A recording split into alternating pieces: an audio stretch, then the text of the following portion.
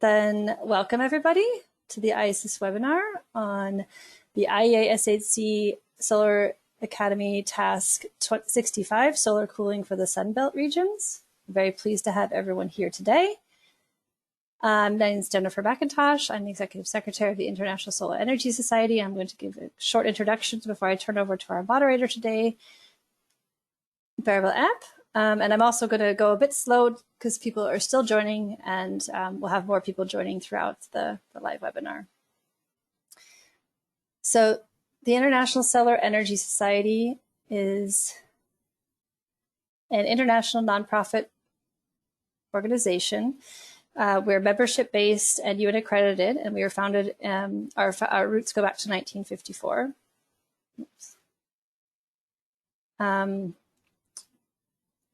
IESIS represents a diverse membership of academics, researchers, energy practitioners, consultants, students, businesses, and advocates. Our vision is 100% renewable energy for all, used efficiently and wisely. And we work together with other like-minded organizations from countries all around the world to advance the renewable energy transformation. Some of our key activities are, for example, our conferences. We organize 2 major scientific conferences, the IESIS Solar World Congress and the Eurosun, on a biannual rotation. The Solar World Congresses started as an international conference first in 1970. The Eurosuns were started in 1996. These provide both a global and a regional focus for on the conferences themselves, and they our platform for participants from all around the world to discuss topics, a wide range of topics. Our other activities are publications. We publish the Solar Energy Journal, which has been around since 1957, and it has an impact factor of now 7.188. We also added a new journal to our publications portfolio, Solar Energy Advances, which is a fully open access journal. In 2012, IESIS started offering webinars. So we're celebrating our 10-year anniversary this year.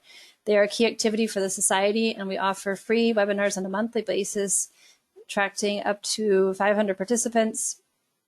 And we are pleased to work with other organizations, for example, IEA Solar Heating and Cooling, as well as REN21, GWNet, and other organizations. On the education initiative side, one of our emphasis is supporting young researchers and emerging professionals and students. So we offer a wide range of initiatives at our conferences, for example, for students to come together and to learn at our events, but also we launched a new initiative called the INCORE initiative, which is to bring together students and mentors from around the globe. And finally, knowledge sharing, for example, our infographics. This is a new publication series we started in 2018, where which are aimed to dispel myths about renewable energy and highlighting the importance of potential for solar energy use in creating everyday consumer goods, such as electronics and beverages. And we also launched a museum in 2020 to bring together information on solar history, research and developments over the last 60 years. So IESIS, we invite you to become a member if you're not yet, and please check out our website to learn more about all that we can offer. I'd like to just run through quickly the Q&A session, which will be after the presentations. You are asked to type in your questions, and we will try to answer as many as possible during the live webinar. Please send your questions at any time during the webinar. Please keep your questions short and precise, and write who your question is directed to so that the moderator can assign directly to the corresponding panelist. And now it's my pleasure to introduce Bärbel Epp, who's the founder and managing director of the German consultancy Solarico.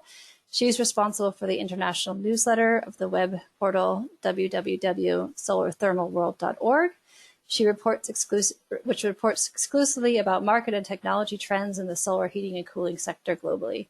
For 6 years, Bärbel has the SHC chapter author of the annual Global Status Report on Renewables published by REN21. So Bärbel, thank you, and the floor.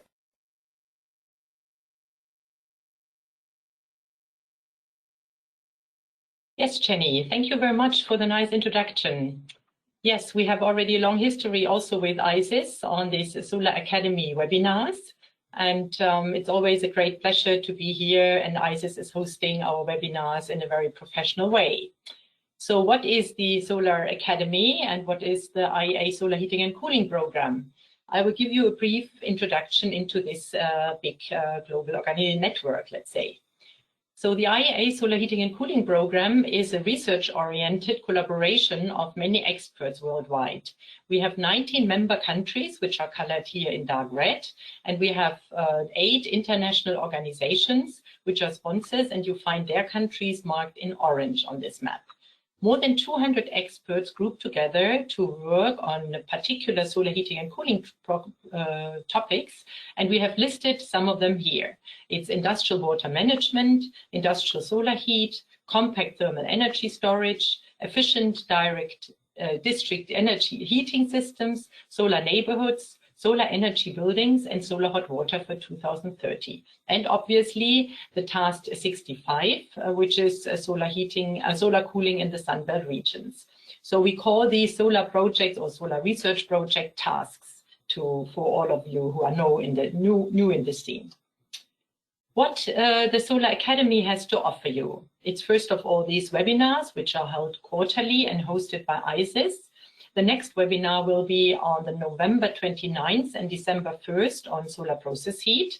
So you can always find the new announcements on the ISIS website or the IEA Solar Heating and Cooling website under webinars.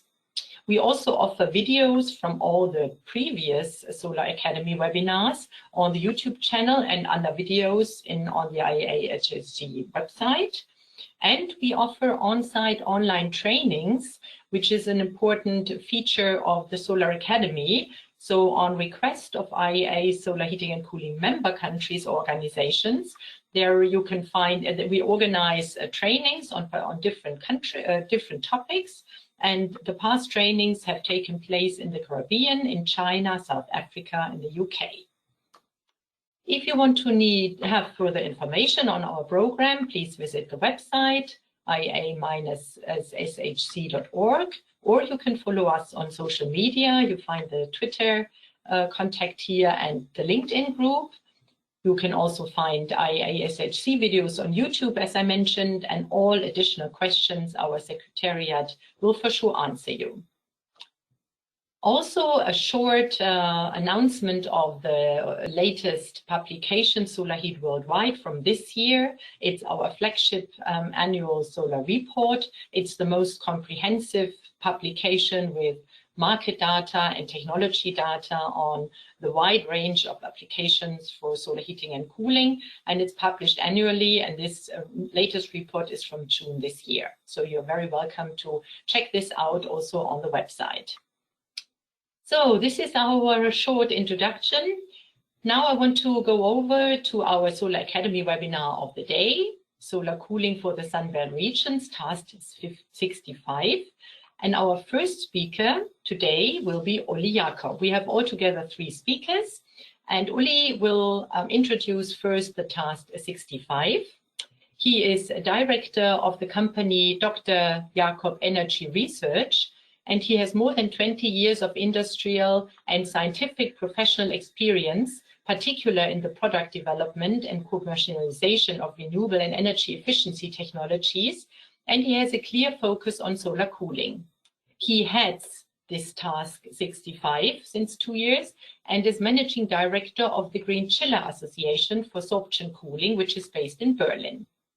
So Uli, the floor is yours, and we are looking forward to your introduction into the task.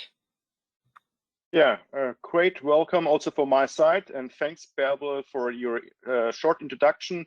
So it's a pleasure to be here today to give you a short insight about solar cooling, especially with the focus on Sunbelt regions. I'm the task manager of this IEA SHC task. And I will give you an insight in the next 5 to 10 minutes what we are talking about and what the colleagues afterwards will present you in more depth, especially on different topics and work which was already done here in this IEA SHC task. But before that, you probably should get known about our task work within the next few slides. Just to give you an idea about our objectives and scope and why we are looking into this topic. So the scope, as said already in the name of this task, is about Sunbelt regions, so regions where we need affordable, safe, and reliable solar cooling systems, or cooling systems in general. And this IEA SHC task is looking in a deep cooperation with industry, and especially the wording on adaptation, so using existing technologies, either solar thermal, but also PV. So PV cooling is also part of this IEA task, is something which the different experts which are involved in this task are looking into. So this task is, of course, built to previous tasks. I will not go into detail on that, but important for you to know is that the range of capacity, so the cooling capacity, which is provided by the different solutions which are investigated here in that task, are ranging from small scale system, which means 2 kilowatt cooling capacity, which is really small systems like split units, up to 5 megawatts. So large systems, not for a single building, but probably also going into districts or industrial applications. This task is running in total for 4 years, and we are more or less in the midterm now. And if someone is interested in this task, then just to say already here at that site, you are warmly welcome to contact us and to be an expert also here in that task. Now, that's all about the task itself. The question is now why we are talking about solar cooling, especially for Sunbelt regions, and therefore it's maybe interesting to get an idea what are really the challenges, why we are looking into new solutions, why we are looking into adaptation, especially for those regions. So if you have a look on the Future of Cooling report from the IEA, there you can easily identify that the energy needs for space cooling will almost triple between 2060 to 2050, which ends up about 6,000 terawatt hours on electricity demand only for the residential sector in the future to cool our spaces, our buildings. And for that, we have to look for new ideas, for new solutions, which are environmental friendly and hopefully using renewables like PV or solar thermal collectors to run such systems. And the point is that especially countries and regions like India, China, and other emerging economies are the main drivers behind that development. And therefore, those kind of technologies are quite interesting, as we will see also in the next presentations afterwards. And the question now, from our point of view, is what could be the contribution from solar cooling industry, from the solar cooling experts, to be a part of this development, to provide some technologies, which is then at the end helping us to have less electricity consumption in that sector and that kind of application for cooling in residential, but also, of course, industrial sectors. Now, what is the task now focusing with this background, with these challenges? So it's all about innovations, especially on hybrid chillers. You can see one example here on the right-hand side. So it's a combination between conventional compressor chillers and sorption chillers. Those are things, but also hybrid concepts for hot and humid climates, because that's also, of course, closely linked to the Sunbelt regions. And of course, all of those systems, all of those components, there we will have some energy efficiency increasement due to new developments and new controls. And the target is really to reduce the electricity consumption by 75% less than compared to conventional vapor compressor chillers or heat pumps. And that's really a huge stack, because with that we can really significantly reduce CO2 emissions, especially to think about where the electricity for those chillers, for the conventional chillers, are usually coming from. Probably looking into China, a lot of coal-fired power plants, but also other regions like India as well. So there's a lot of to do if we can probably use PV or solar thermal collectors with such systems. And of course, coming from Europe, we have the F-gas regulation, which means the refrigerants inside heat pumps and also chillers have to be replaced in the next years by natural refrigerants, probably like water or ammonia, and others, of course, as well, like propane for heat pumps. And that's also a driver really where we are focusing on to find new solutions, new products at the end to overcome these challenges, which I have mentioned before. Yeah, if someone is interested to get known more about the task itself and all the work which is already done, including deliverables and so on, then of course we have a dedicated website which is linked to the IEA SHC group. And there you can find more information and also the contact details of the different colleagues involved. And maybe someone is interested to join us, as I said before, then you're warmly welcome to send us an email and to get in contact with us. And I hope with this short introduction, I gave you already some insight what we are talking about here today in this webinar. And with that, I just want to hand over now to the colleagues with more details, especially from the different projects where we have now first results, which are now presented the first time also in such a public webinar. And with that, I want to hand over, first of all, to Bärbel. Thanks. Thank you, Uli. Yeah, interesting group of people, very interesting topic, very relevant topic, as we learned, with increasing demand for electricity in the future. I have two announcements to make, maybe for orienting our participants. We confirmed that the recording is made available afterwards on the ISS website and on the IEA Solar Heating and Cooling website. This is often a question which was already asked in the chat. And I would like to announce for our participants of the Thursday webinar, which are listening to the recording, that you are very welcome to type in your questions, even during the recording, and we will consider this then in the Q&A section afterwards on Thursday as well. So now this gives me the possibility to present our second speaker, which is Tobias Schmetzer. He is researcher at the Bavarian Center for Applied Energy Research, ZAE, in Germany, in the south of Germany, and is working in the field of geographical information system, heat distribution grids, and chiller heat pump technologies. He studied computer engineering. And within the German research project, Sunbelt Chiller, Tobias is responsible for developing a tool to assess future potential of solar cooling within the Sunbelt region based on geographical data. And exactly about this tool and the outcomes, he will speak now in his presentation. Tobias, we are looking forward to your presentation. Thank you for the introduction, Bärbel. I don't know if you are able to see my screen already. No, not yet. Now, yes, exactly. Yes, it works. Perfect. Great. So, yes, thanks for the introduction. I'm the GIS and tooling engineer in this project. Well, the title, again, analysis of the boundary conditions and potentials for solar cooling systems within the Sunbelt region. Based on geographical data. Geographical data also means geospatial data. Now my presentation is stuck. Here we go. So first I want to introduce the topic by explaining the project's objectives, then describe the kind of data we used, dive into the methodology and data processing, show the boundary conditions, present a showcase example based on a specific solar cooling system, and finally give a summary and an outlook.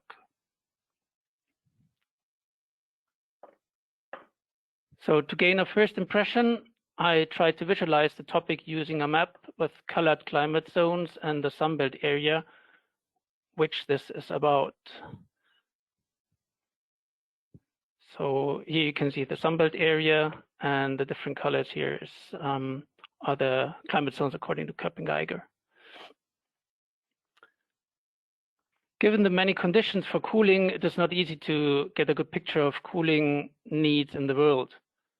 What systems are required and where should they be deployed? First, we need to understand what is happening out there.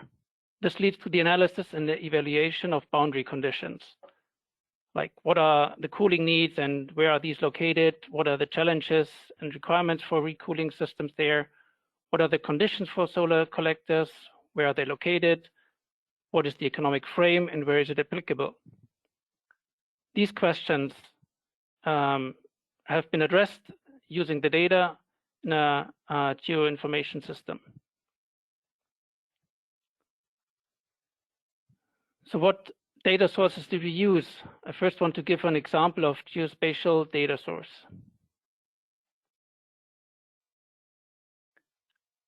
This is a popular and probably well-known example the solar radiation map is an example of a geospatial data source. Most of you may probably know it. The idea is that values of the coordinates of various data sources like this will be processed with each other. Here you can see areas with high solar irradiation and areas with low irradiation. Also here, like this is Greater China.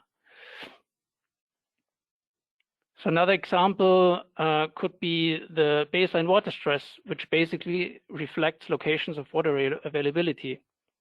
This information can play a big role for possible uses of wet recooling systems. But I don't want to dive into that specifically now.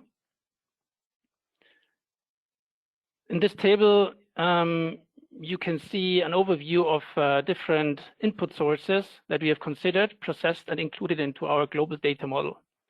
As you can see, they come from different data sources types, which had to be tackled in individual ways. There's raster data sources and vector polygon types, basically, but they had to be tackled in different ways individually. So there's population, there's the settlement model, solar irradiation, as you saw beforehand, market risks, the gross domestic products, the baseline water stress, we had the example beforehand. We tried to include things like buildings and also countries. So how do we do this from a technological perspective? We processed the various data and integrated it into our data model using many different algorithms. Most frequently, we used join by location for vector data and sampling techniques for raster data. On the right-hand side, you can see a graphical illustration of what our global data grid looks like. So this vector data and this raster data, we collected it into this data model. This is just a representation of the data model, because the data model itself, you cannot see it, it's a model.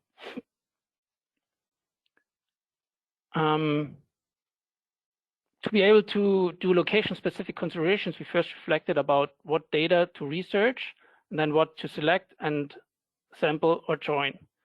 All these were integrated into our data model, which contains around about 145 million data points. So this is just a representation of it. It's not 145 million points. This is less because 145 million data points you would not see. And this is all the data sources we used. As you saw beforehand, it's the same data sources.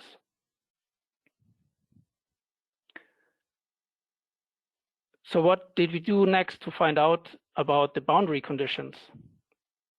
We filtered the Köppen-Geiger climate classes that reflect the Sunbelt area, and all other values can be considered as a resulting output. So here they put the filter, and here we get the results. The reputational risk index reflects the market risk, and the direct normal irradiance has been classified only for graphical representation into different categories. We visualized the resulting output in these diagrams here. Population can be regarded as a figure for climatization potential. Let's start with the baseline water stress. A large amount of population lives in regions with small water problems, like this area, but many, maybe a quarter, has to deal with high or extremely high water problems. This has an effect on what recooling options are available at the concerned locations. Let's have a look at the direct normal irradiation. Concentrating solar collectors are used for thermal cooling systems, unfold their potential from 1,500 kilowatts per square meter per year onwards in an economic scale. The diagram indicates that roughly half of the population in the Sunbelt could make use of this technology, because this is the area of more than 1,500. The gross domestic product lets us identify where enough purchasing power is available for solar cooling systems and how many people have a standard of living with cooling demand. So how many people, the question is how many people are able to afford the system?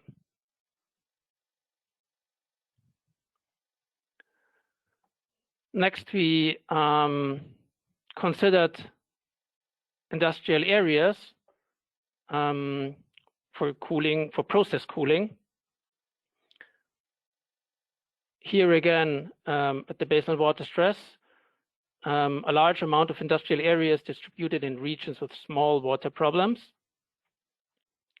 but also, as beforehand, again, maybe a quarter remains with high or extremely high water problems. More than half of the industrial area could be used for solar thermal technologies. As you can see here in the direct normal irradiation. And again, the GDP shows where we can identify purchasing power for solar cooling systems.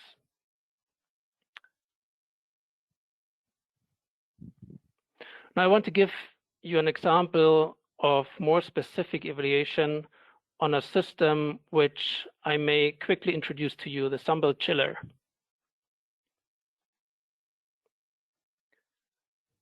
This Sunbelt chiller is our showcase, or will be our showcase. It is a solar thermal cooling system. It's a thermal-driven chiller, an absorption chiller system. It uses concentrated solar panels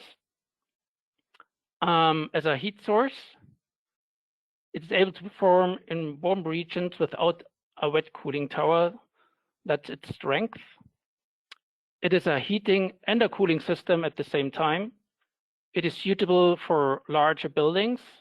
It has been developed and designed in an ongoing corporate research project by the partners of ZAE Bayern and Industrial Solar. For this system, we did an analysis. We filtered for the specifics of this system, the appropriate ranges and values, and finally looked at the resulting figures, which you can see down here at the white area.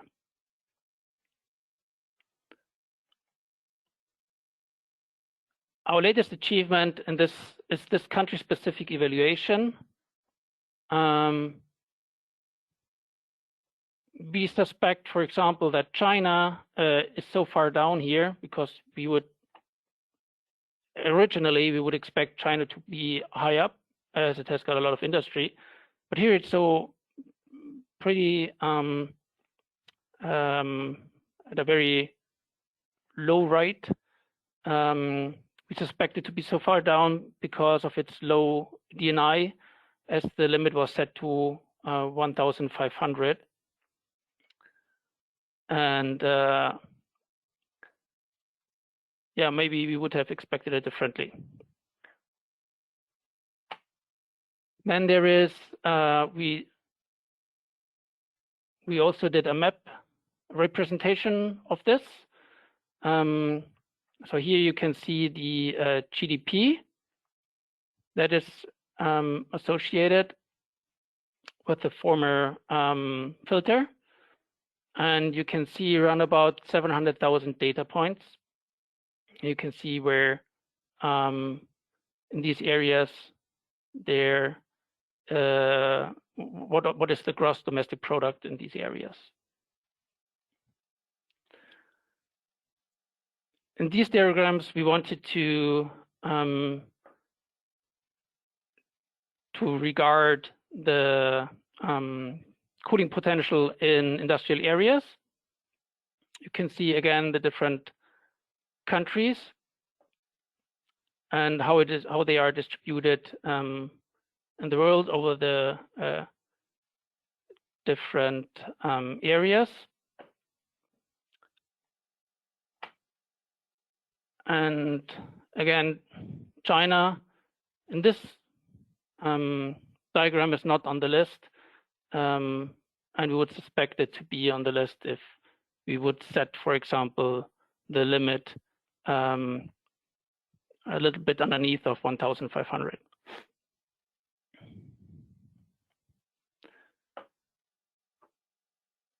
Now, this is the map view of the industrial areas. You can see there's, of course, not as many raster pixels as on the other map, because there's just not as many industrial buildings as there was population. But we can see concentrations here in North America, here in Italy, and also the Arabian or Persian Gulf area.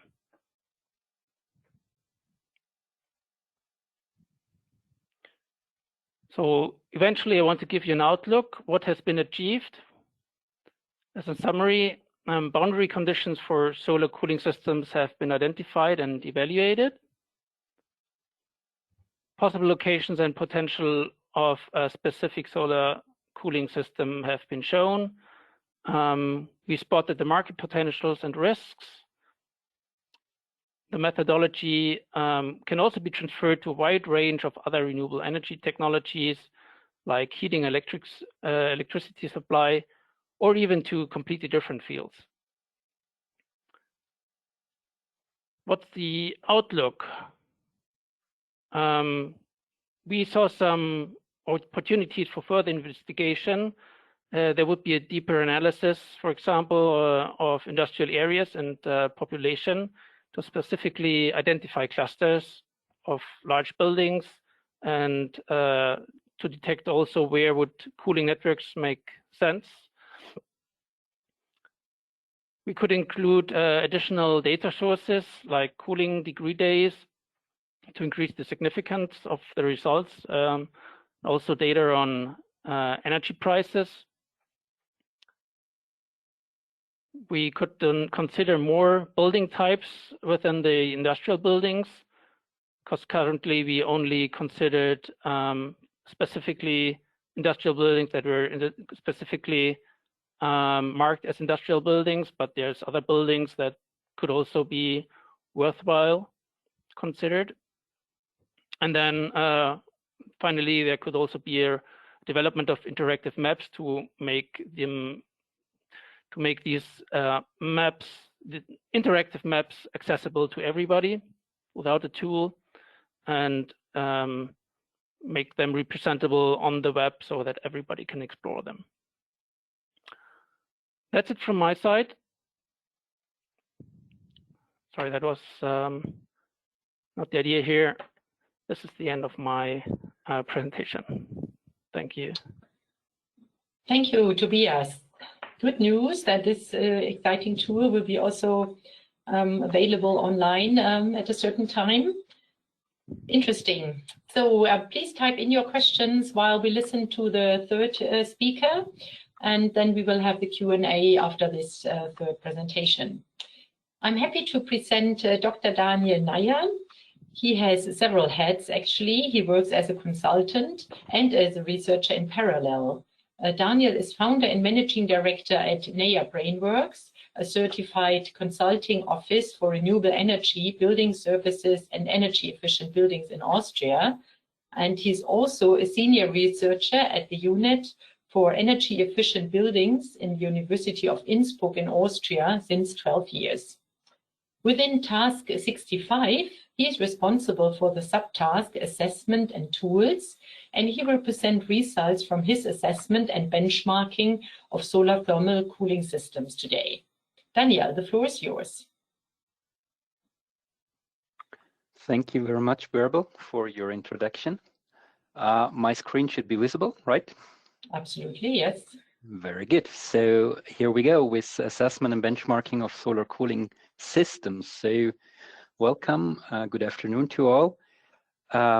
So what I'm going to present is more what will be the result of Task 65, because we are, as Uli Jakob already told you, we are in the middle of our task, and there is still a lot to do.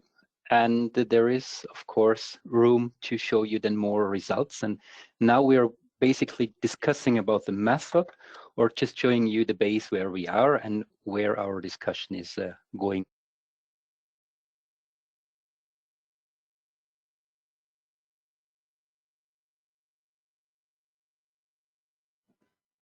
Sorry, we can't hear you anymore, Daniel. Okay, so it's back again. Yes. So I Yes. muted myself, sorry. So, so when we are talking about cooling and heating systems, we are aware of that they can be complex.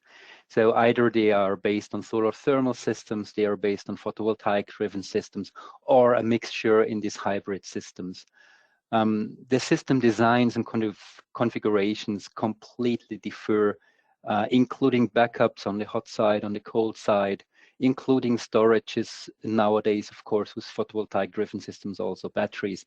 Whatever kind of configuration we can think of, it's in there and we need to compare it. And of course, we're discussing about systems that are built for different demands.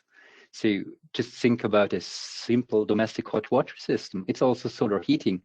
Of course, if we include space cooling, space heating, district cooling, it's getting more complex, but still we need to compare it somehow and be aware of what we want to express with our assessment.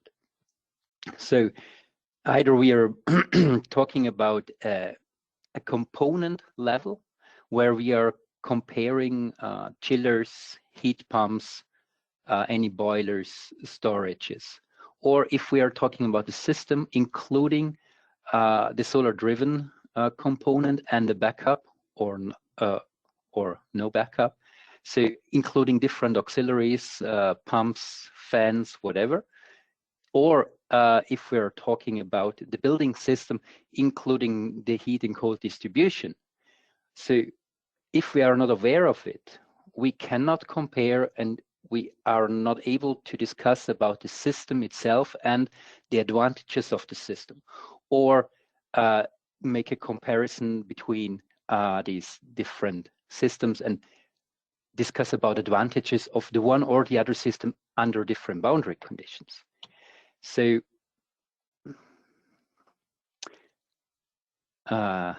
again, there are a lot of different formulas out there to express all the technical, economic, environmental key figures.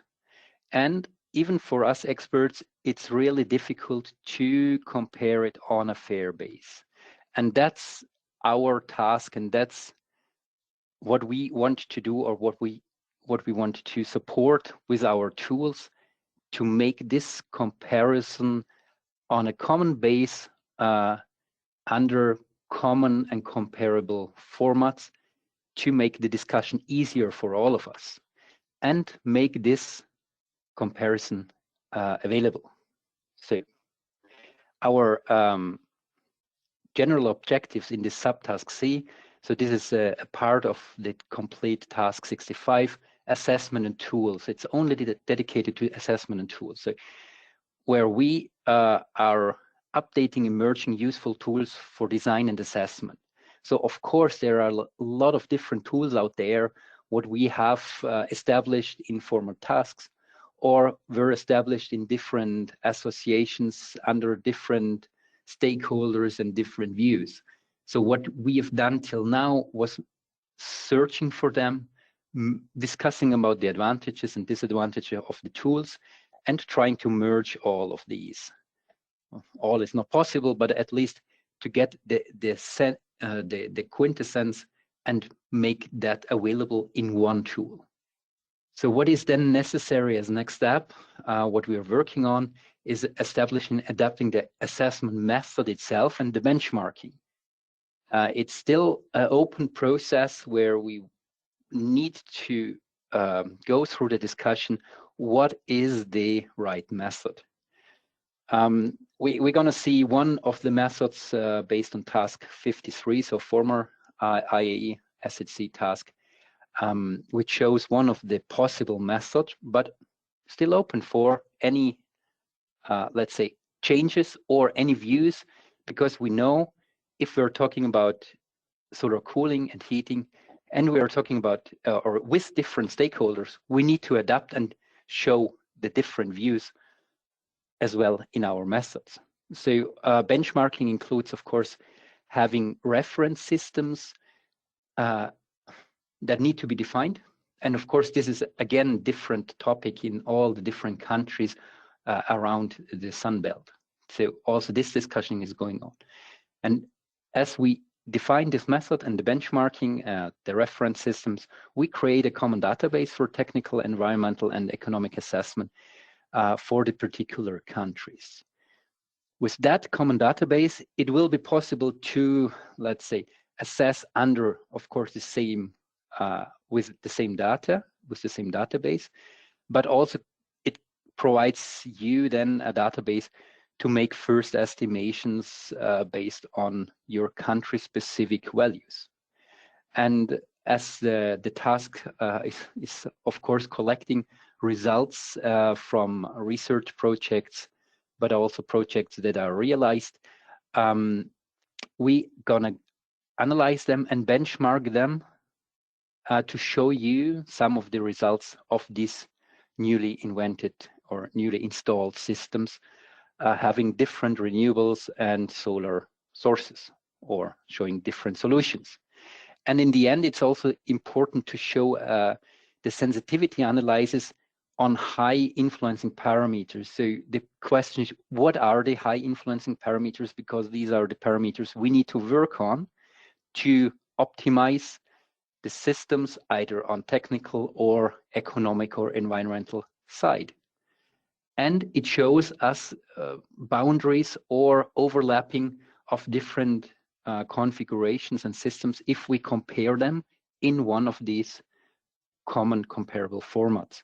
We see then if we change the parameter, let's say investment costs, to a certain point, the system A and system B change accordingly, and system B is then more favorable than system A, for example.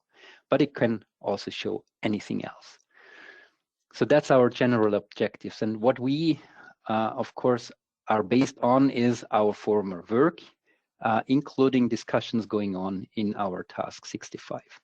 So task 53 was finished, or in 2018, something around that.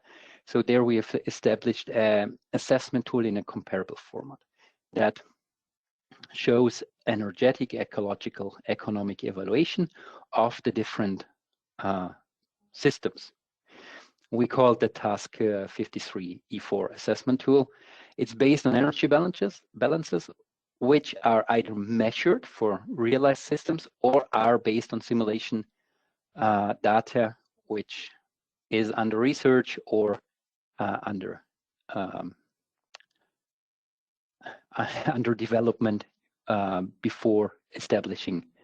So the important thing is the database for economic, technical and economic assessment is there, and it can be used already. It's free available on, online on Task 53 homepage. And it will be, of course, updated now in our work. So back to this complexity of system and components. If we are talking about the systems, we need to define the system boundaries, of course. This energy flow chart can be used to show the different components which are included or excluded in the one or the other subsystem analysis. And then we can go ahead with a comparison of different systems.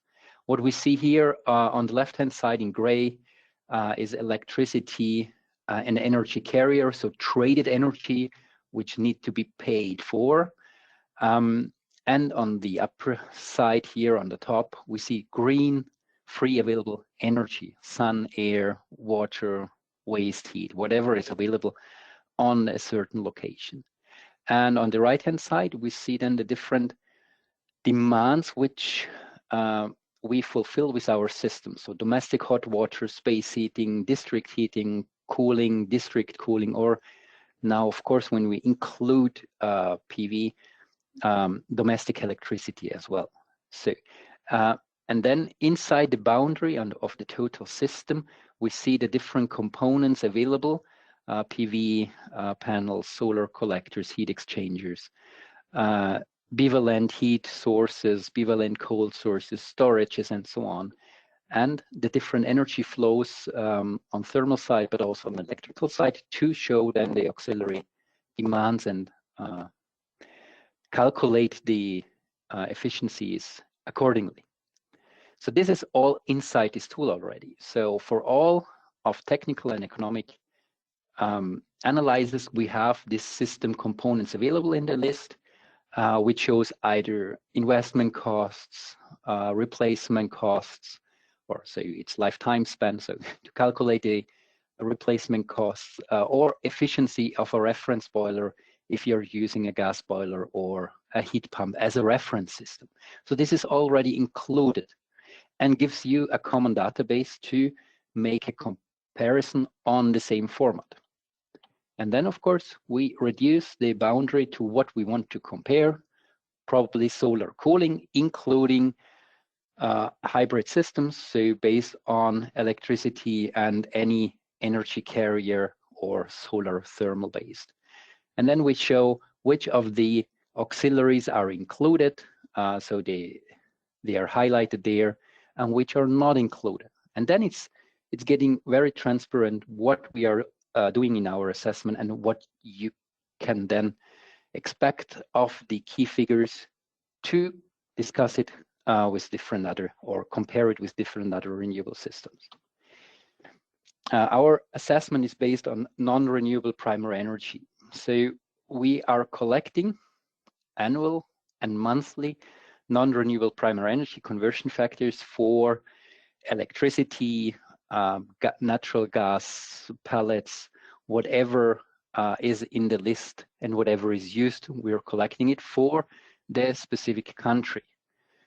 But we generalize it with a common database then on task 65 to make a comparison under the same values for all. So, but this is not enough.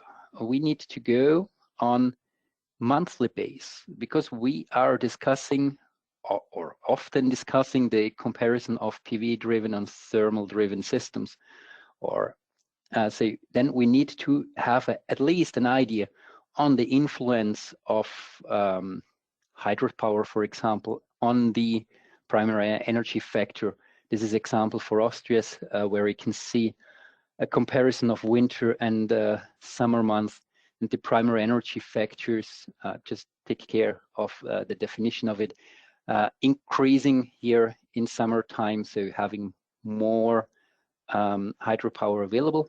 And nowadays also we need to take care of changes in where and when is hydropower available, or when is PV available, and things like that can be shown in such monthly based values. And if we take that into account, we can have a fair discussion between the different systems, including the changes here, and including probably also future scenarios. What happens if anything changes? So on technical key figures, we are calculating here in this tool the non-renewable primary energy ratio, PER, NRE. So it's similar to a ER or SPF. So we calculate useful energy and divide it by needed auxiliaries. So in our case, we don't divide by electricity or values of thermal inputs. We divide it by non-renewable primary energy. So we convert electricity or any other input into non-renewable primary energy equivalents and calculate this PER. Of course, this PER is completely in the different range than comparable EERs or SEERs, so seasonal energy efficiency ratios or things like that. So we need to take care to not confuse our stakeholders, not confuse ourselves. And so we increase or include in the discussion a calculation for the solar heating cooling system, which is quite clear, and include a reference system, which might be country specific and different in the regions, also including different efficiencies and so on, and compare then the non-renewable primary energy and calculate this F-save, so the savings of non-renewable primary energy. And you can see here easily the numbers can get negative. So that would mean if we have a negative value, our specific reference or our specific heating and cooling system is using more non-renewable primary energy than compared to the reference, because of course a reference can nowadays also include any renewable parts. And the best values we can reach is 1. So we would save 100% non-renewable primary energy, which is very theoretical value. You're going to see some examples afterwards, and then we can discuss the value again. And if we are still talking about values F-save, say minus 0.2321, it's still a magnitude that is not comparable to all of what we know from industry, not comparable to a ER or SER or anything else. So we can recalculate it to a SPF equivalent, just converting the PR through the electricity non-renewable primary energy ratio of electricity and having again a SPF, which is now including all the useful energy, heating, cooling, domestic hot water, and whatever, and dividing it through electrical inputs and any thermal input converted into electrical equivalents. So this value is then again comparable to, let's say, more common values. And the magnitude of what we can reach here in solar thermal systems, for example, or hybrid system, is a magnitude between 15 to 25 compared to SERs of what would we say, between 4 to 8, something like that. So this is now not directly comparable, but at least it's a magnitude that we can compare. Still, it's not the fair one, but SPF including system boundary, including all the different auxiliaries, the pumps and so on. SER is only focusing on a component. Just be aware of that when talking about it. Of course, the same game can be driven on economic key figures as well. So we are using NSC method, including some standard values and experiences of our task experts. So we have created a common database to calculate analyzed costs of investment, replacement, residual values, maintenance services, and of course operational costs, which are mainly based on values of the different countries for energy, for water, and so on. And we are calculating this levelized cost of energy for the solar heating and cooling system, and again for the reference system.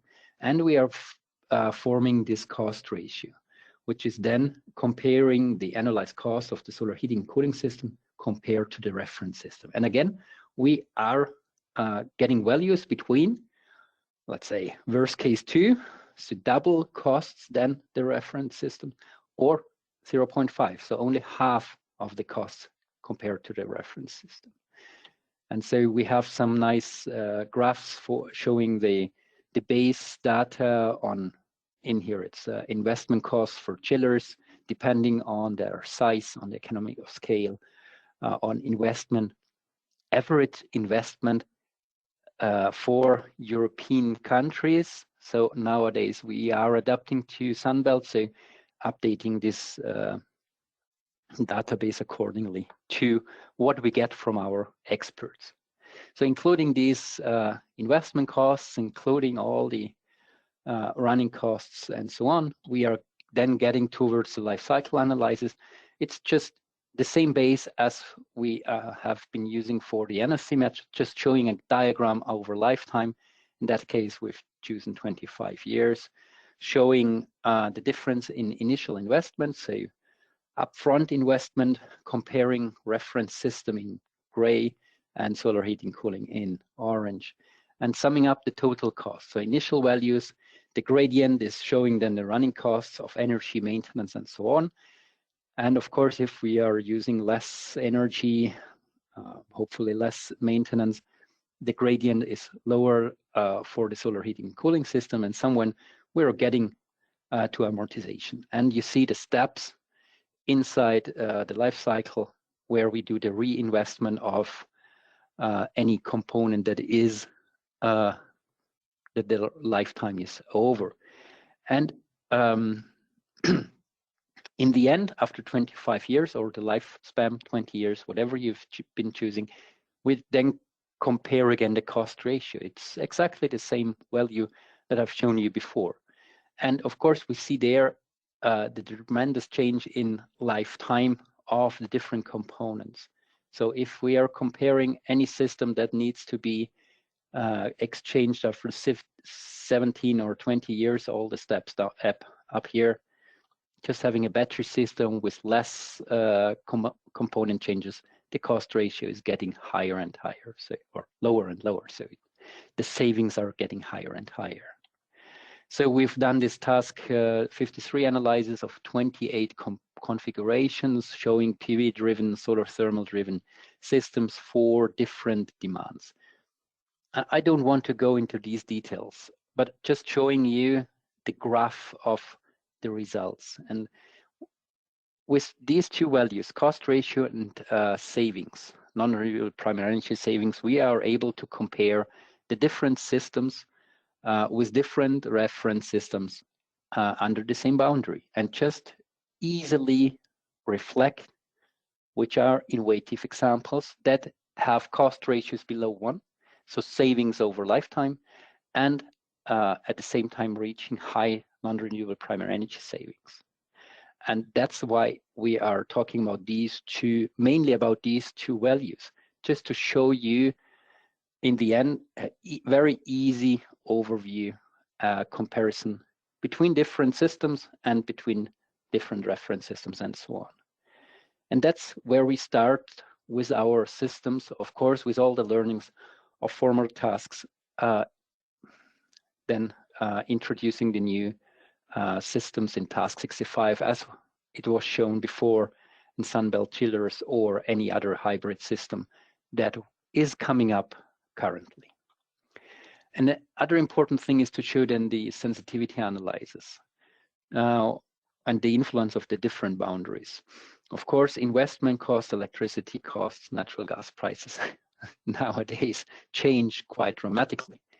And the effect on it, showing the effect of plus 30% of investment of natural gas price or electricity price, can easily be shown in this diagram in comparison again between the different systems at the same, with the same boundary conditions and so on and so forth.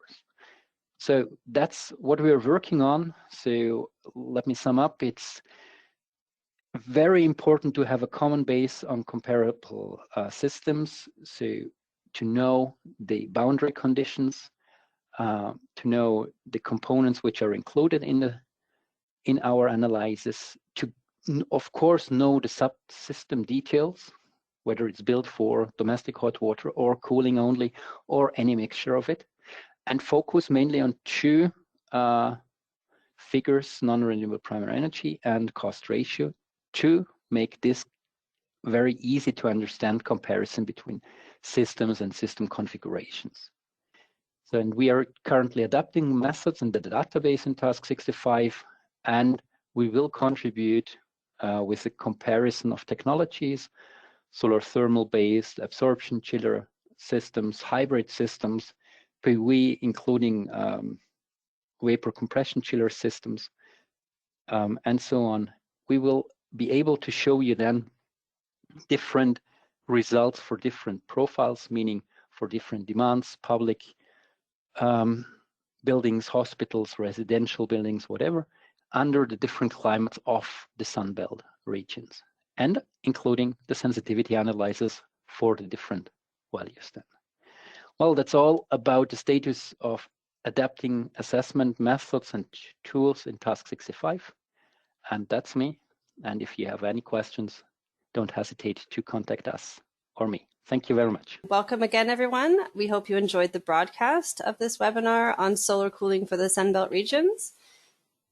Just a quick information before I hand over to our moderator, Bärbel, is that we ask you to please type in your questions, and we will try to answer as many as possible during this Q&A session.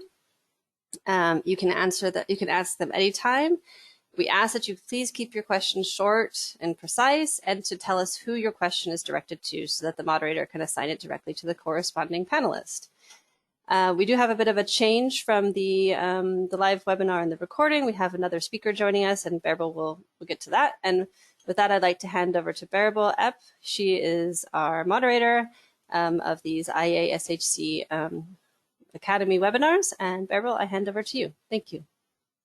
Yes, thank you, Jenny. Good morning from my side. Happy to be here with you on this Q&A. Yes, as Jenny already said, my name is Bärbel Epp. I'm working for Soreco. It's a German agency specializing on solar market research on solar heating and cooling. Yeah, we have one change. You might notice the face Tobias Schmetzer, who did the second presentation during the recording, is replaced by his colleague Richard Gudner. They are both working in the same institution. It's the Bavarian Center for Applied Energy Research, ZAE Bayern in Germany. And Richard is actually the head of the Sunbelt Chiller project that was presented by Tobias and his assessments on where Sunbelt chillers can be implemented in a good way. Richard studied mechanical engineering at the Technical University of Munich and has been working in the fields of solar thermal energy storage, chillers, heat pumps, and industrial waste heat utilization. Yeah, so I welcome him, and unfortunately Danielle Neyer was not able to join us this morning because of a short-term changement in his schedule, but Uli Jakob is ready to answer his questions as Uli Jakob is chairing the whole task. He has a good overview of what's going on. So, well, that's how we start the Q&A, and we have questions from the participants already. Thank you for typing them in.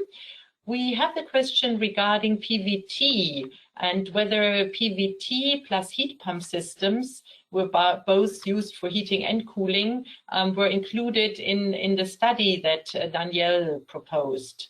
Uli presented. Uli, can you answer this question? Yeah, sure. So good morning, good afternoon, also from my side, and thanks for that question. For sure, those systems, the combination of PVT and heat pumps or chillers in the way are also included, of course, in the overall methodology of this assessment and benchmarking tool, which was originally introduced in Task 53, and it's now updated in the new Task 65 to the Sunbelt Regions. So this is also part of the overall picture, as we are not only looking into solar thermal cooling systems, but also in PV cooling, and with that also in PVT cooling systems. Okay, perfect. We have a few more questions regarding your presentation. Maybe Jenny, you can let him share the screen again. And until you get ready, I might ask Richard a bit. Are you satisfied with the results of your tool? It seems that big areas of the world are sort of still empty for when we saw this pixeling map, you know, it seems that big parts of the world are not suitable for this, what you call Sunbelt chiller system configuration. Yes, we are. I think we have done a good job so far. I think it's natural that if you are looking at so specific solar cooling system as we have with the Sunbelt chiller, that it's not able to operate in the whole area of the Sunbelt chiller, and and in fact our tool we made was designed to identify these specific spots. So it was not surprising for us that we had only a few areas where we can operate this system. What is a little bit surprising is that if you have a look at the population, it seems that there are more opportunities than if you have a look at the industrial areas. But in fact, I think that's maybe a misinterpretation. Yes, thank you. Because in fact, a lot of more people are living on the planet than industrial areas are existing. So I think that's okay. And yeah, for us it was not surprising. In fact, it was quite yeah, it was the result we expected. Yes. Okay, good. So I see that the presentation is already ready. Maybe you can go to slide 6, Uli, and we have a question regarding water. It says water is listed in green as freely available. However, in many areas it is either not free or not freely available, or both. This sounds to me like it really belongs on the left with items which require monetary outlay. So Uli, can you change to slide 6?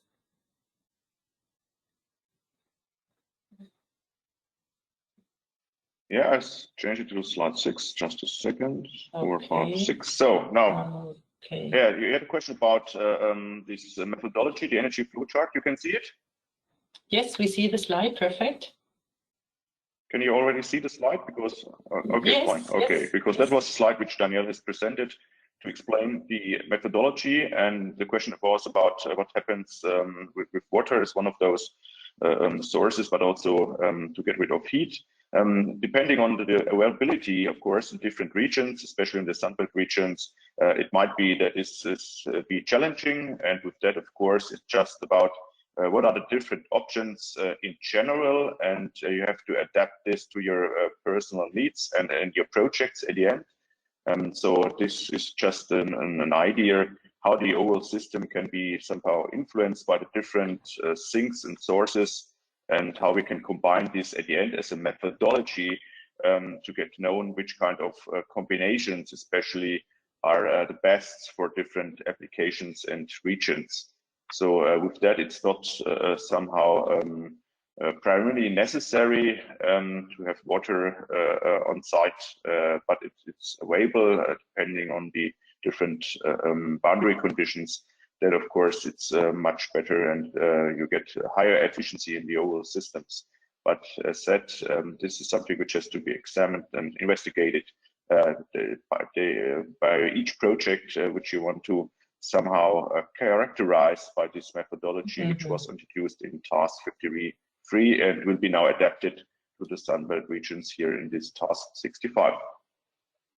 Okay, maybe it would be good that during the Q&A you share the links to the tool and the report that was mentioned in the chat for everybody, so that it's clear where it can be found. And there is another question regarding slide 18. Maybe you can go to slide 18 in your presentation as well.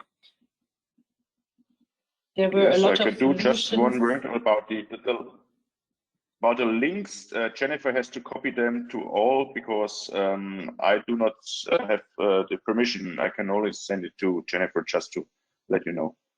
Okay, okay. So yeah, I will do that after when I've closed the slides, then I can do it. Oh, you're right. So you're right. We'll do it later 18. on. Okay. Very good. Yeah. So this is the slide where the question comes to. The participant wants to know which systems can be found in this yellow cloud. So which ones are really, in terms of cost effective and performance, the best systems? Yeah, as said before, this is a result from Task 53, where we've investigated a different bunch of technologies. So from small scale adsorption chillers, but also to large scale systems, including also concentrated collector technologies, for example, also some PV.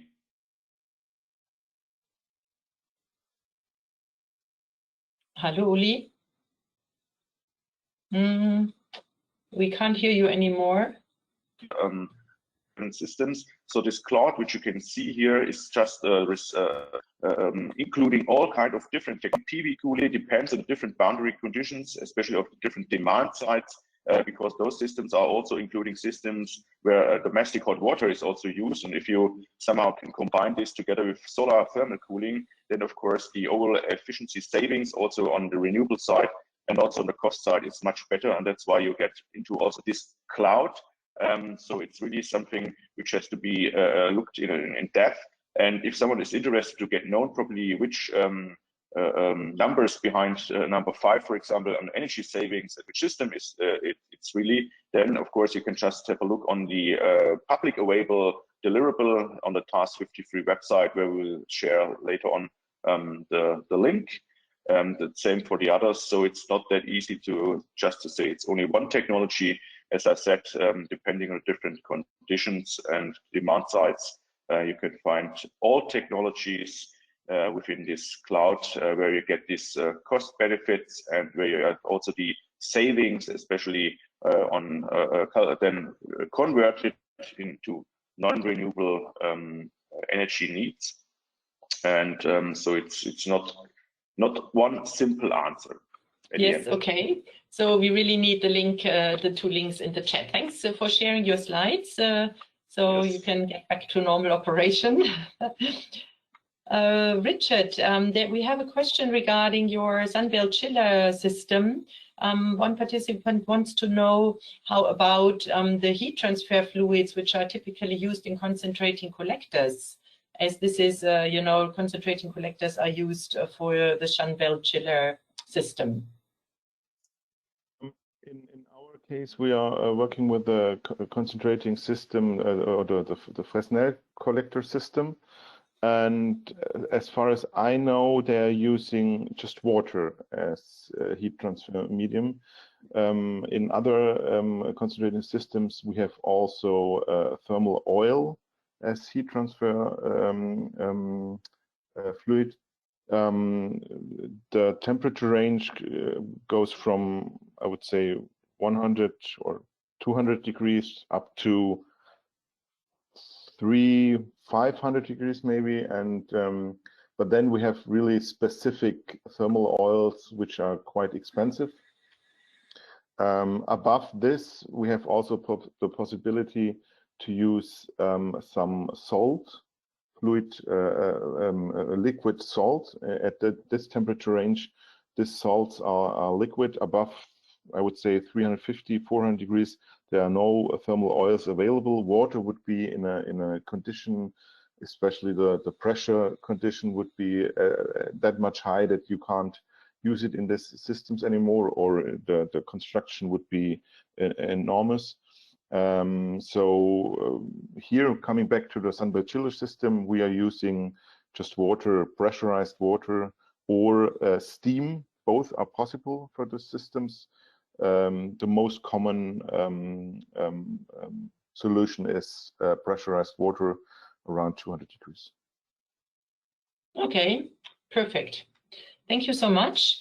Uli, there is a question regarding producers for small solar thermal chillers, 2 to 3 kilowatt.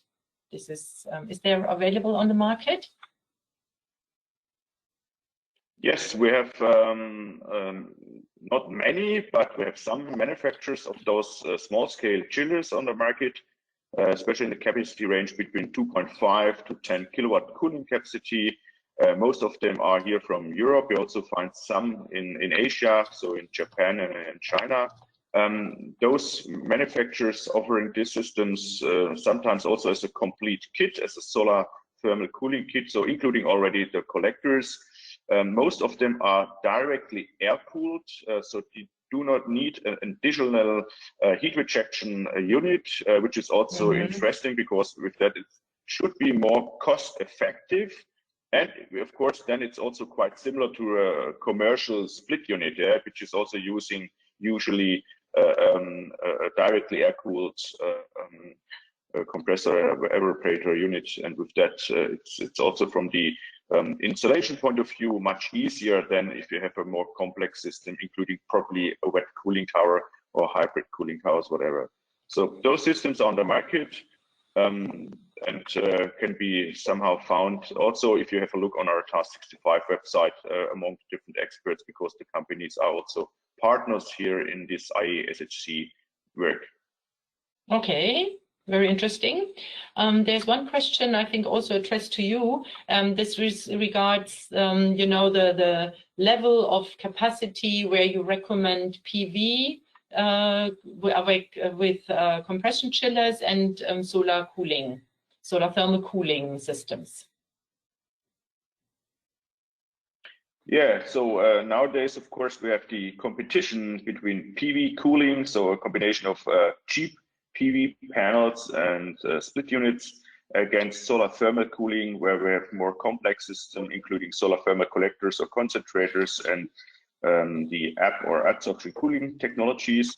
From recent studies done by GIZ or also UNDP and so on, you can find a lot of information that especially in the small scale capacity range, which means up to 5-10 kilowatt cooling capacity, usually PV cooling, especially also already in the Sunbelt countries, are more economical, viable than the reference system first of all, which means against a grid operated split unit. And of course, they are much cheaper than a solar thermal cooling system in that small scale capacity range. If you go to other applications where you need 50 to 100 kilowatt cooling capacity or even above, then solar thermal cooling systems play a more interesting role because there they are competitive against conventional systems, so large scale compressor, scroll compressor chillers and so on. And that's what we have also seen probably also in the slides from Tobias, where they have somehow investigated their system, especially for larger scale, not that small systems which we have to compete with PV cooling. Important for us is that both kind of technologies, as already said before, are part of this task work. So we do not exclude, as you have asked before, for a question from the participants. There's also a lot of things ongoing on family-driven small-scale systems. So we'll see at the end which of both technologies can contribute to the overall picture to have renewable green cooling, and that's important for us in general. Okay, thank you. I see one last question here from our audience. This concerns the F-gases, the natural refrigerants. Can you give us the requirements for Europe and see whether this will spread even further beyond the European borders? Yeah, of course. So the F-gas regulation, which is in place in Europe, means that we have to phase out the refrigerants used so far for heat pumps and, of course, also for chillers. And we have to go for natural refrigerants at the end, so CO2, propane, ammonia, or water, and others as well.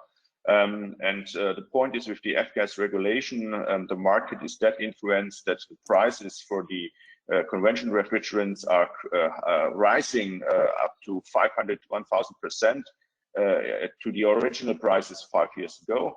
And with that, you have this stimulation to phase them out. On the other hand, you can clearly see also that a lot of manufacturers, also those which are really acting worldwide, have already started to transfer the production to natural refrigerant-driven heat pumps and chillers, and that is because of the European F-gas regulation. And there are other states worldwide, like in California, they're also discussing to get in place some similar regulations. And if states like California will do that, I think the others will also follow worldwide, which is also somehow helping us with our kind of technologies to get a more economical, friendly green cooling in place.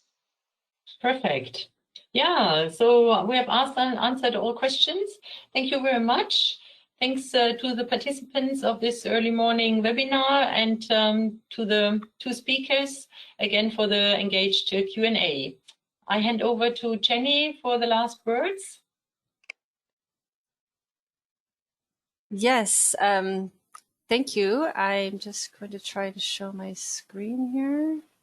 Some last bit of information. Okay.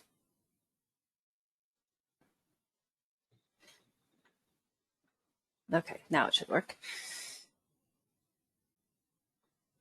So just some final information. The webinar recording and the presentations will be available on our websites. And in case you're looking for the information, As an ISIS member benefit, remember that ISIS members have unlimited access to all the webinars, ISIS webinars and presentations on our website. Just log in with your username and password if you're a member. And finally, we want to thank everyone for joining us this morning or evening or afternoon, wherever it is where you are. We welcome your feedback, so please write to us at publicrelations@isis.org with any comments or questions about this or the other ISIS events. And we ask you to please complete the survey, which will be sent to you via email after the webinar. So again, thank everyone for joining us. Thank you, Bärbel and Uli and Richard for joining us this morning. And we look forward to seeing you at another ISIS webinar again soon. Bye, everyone.